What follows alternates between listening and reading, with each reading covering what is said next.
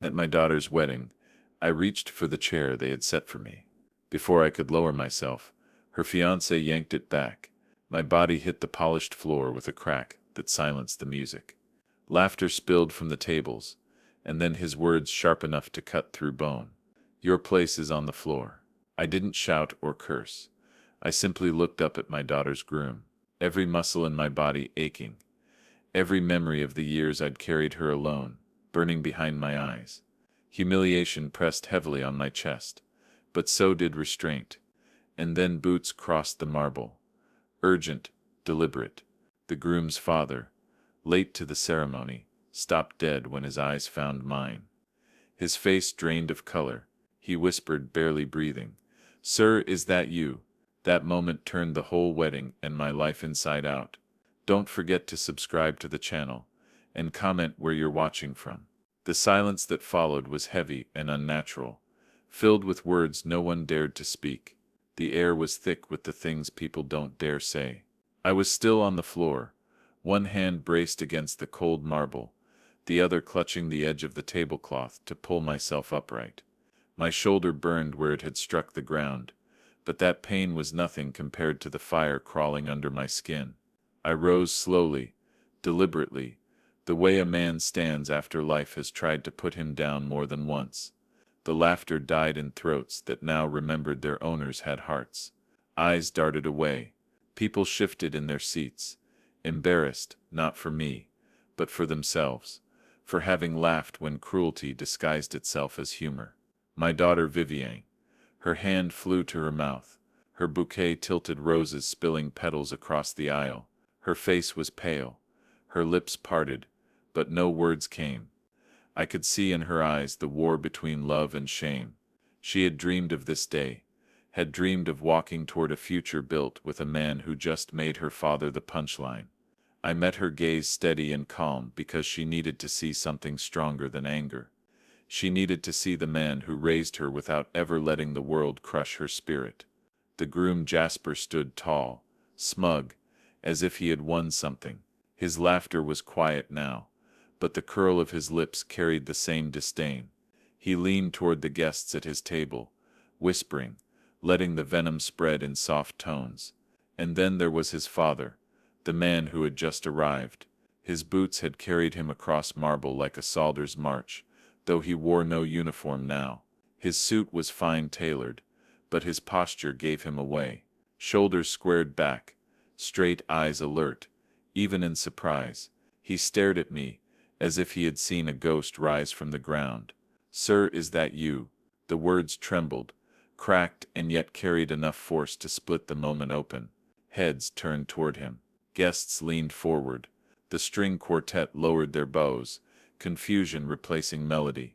My daughter looked between us, her eyes searching for meaning in a puzzle she hadn't known existed. I steadied myself. I didn't answer. The weight of his recognition was like an echo from another life, a life I had tucked away in dusty boxes and old photographs. I brushed off my jacket, straightened what dignity I could gather, and forced my legs to move. Each step back to the chair I had been denied felt like reclaiming a battlefield inch by inch. I placed the chair upright myself, setting it down with a loud scrape of wood on marble, and then I sat. I did not look at Jasper. I looked at Vivienne. Her eyes glistened, shimmering pools of confusion and fear. I offered her the smallest nod, a signal that her world hadn't shattered. Not yet, but deep inside, I felt the first crack in the glass of the life she thought she was building. The officiant cleared his throat, trying to salvage the ceremony. His words stumbled, but the script pulled him forward. Guests shifted again, eager to pretend nothing had happened, but nothing was the same. Not after those boots, not after that whisper. I let the noise blur. I let the faces fade. My mind drifted, as it often does in moments of great strain, back to wood and nails and the smell of sawdust, back to another chair, one built not for humiliation but for love. I could see it even now, the old garage where I carved a seat from pine, sanded the edges until my hands blistered. Vivienne had been 6. She wanted a place to sit beside me while I worked on engines. her small legs dangling, her eyes wide, as she asked about every wrench, every bolt. I built her that chair, so she could belong, so she could know that even in the world of oil and grease, there was space made just for her. That chair was painted blue, because it was the only paint I had left from patching the porch. She had sat in it every afternoon, swinging her legs, handing me tools she could barely lift, asking me what each sound inside an engine meant. When her mother died, that chair was where she sat the night we cried together, her little hand gripping mine like she could hold the world steady. That memory cut into the present like glass under skin, because here I was, decades later, sitting again in a chair, but this time one ripped away, leaving me sprawled in front of strangers, and it wasn't fate or war or tragedy that pulled it from under me. It was the man who claimed to love my daughter. The officiant's voice droned. The ceremony pressed forward, though no one's heart was in it. I barely heard the vows, the promises spoken as if words alone could build a marriage. My ears rang with a different vow, the one I made to Maria, my late wife, when Vivian was born: protect her always. As the crowd applauded the kiss as champagne was raised, I sat still, hands clasped, eyes lowered. My body may have been at that wedding, but my mind was elsewhere, already searching, already planning, because I knew cruelty like this doesn't stop at chairs. It grows. It tests how much it can take until it takes everything. The music returned, but softer, more tentative, like it too remembered the crack of bone against marble. Guests tried to laugh again, but the sound was hollow, and Jasper, he basked in the false light of victory, believing he had proved something. He had, though not what he intended. He had proved himself small. The boots came again, deliberate, steady. The father of the groom moved closer, his eyes never leaving mine. When he reached me, he bent slightly, his voice low, but urgent. It really is you, Sergeant Reyes. The name hit me like a thunderclap. Years collapsed in an instant.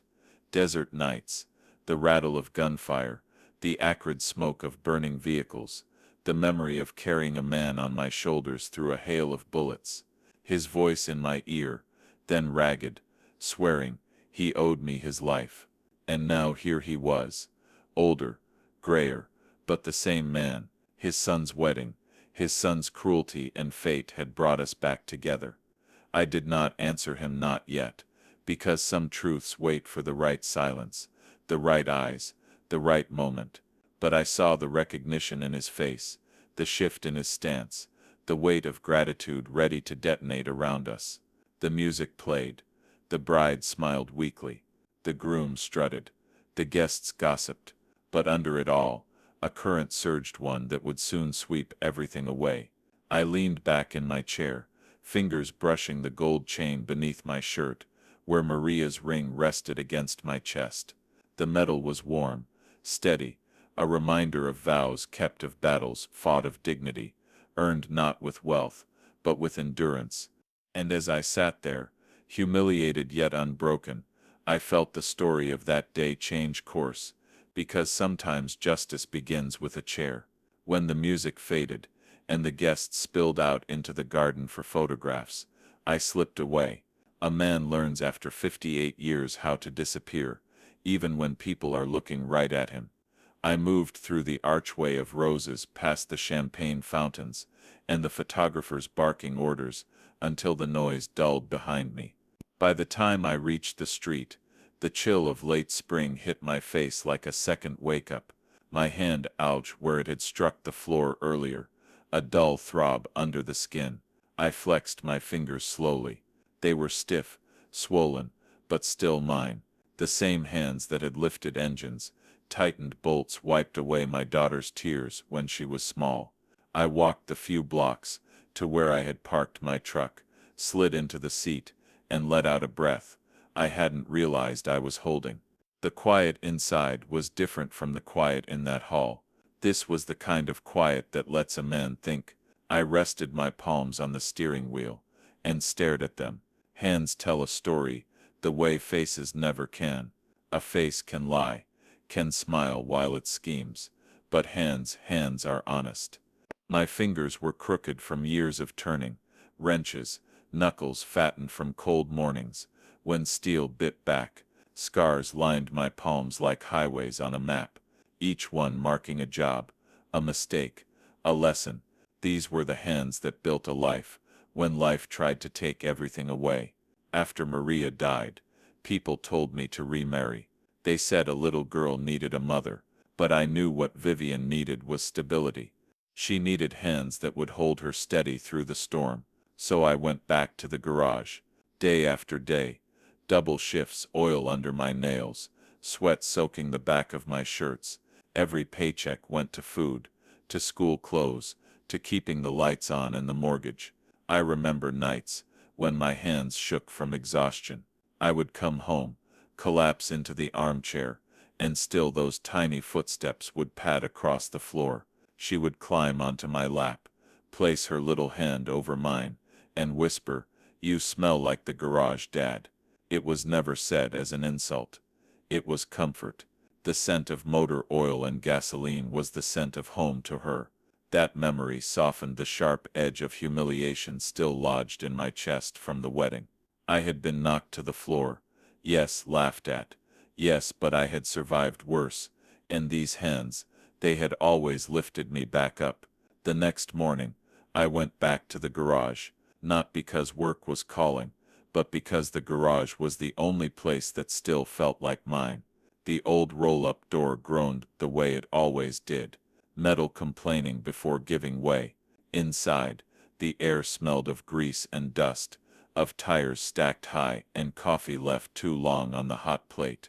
My Harley stood in the center, half-ass assembled chrome, catching the slivers of light breaking through the windows. I had been rebuilding that bike for years, never in a rush, always telling myself I'd finish it when the time was right. I pulled on my overalls, cracked my knuckles, and went to work. The rhythm of it calmed me.